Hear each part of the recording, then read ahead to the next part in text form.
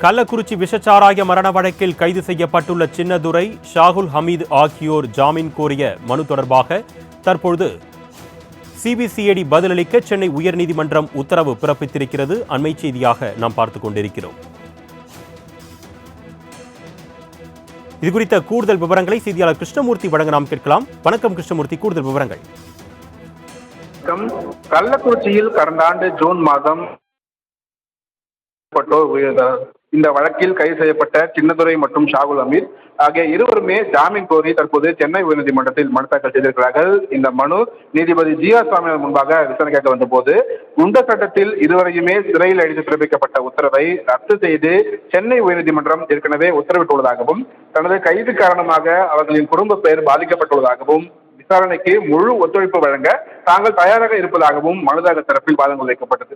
இதை கேட்ட நீதிபதி ஜி.ஆர். சுவாமிநாதன் இந்த மனு தொடர்பாக வருகிற ஜனவரி 23ஆம் தேதிக்குள் பதிலளிக்கும்படி சிபிசிஐடிக்கு உத்தரவிட்டு வழக்கின் விசாரணையை அன்றைய தினத்திற்கே தள்ளி வைத்து உத்தரவிட்டிருக்கிறார். அருணேஷ்,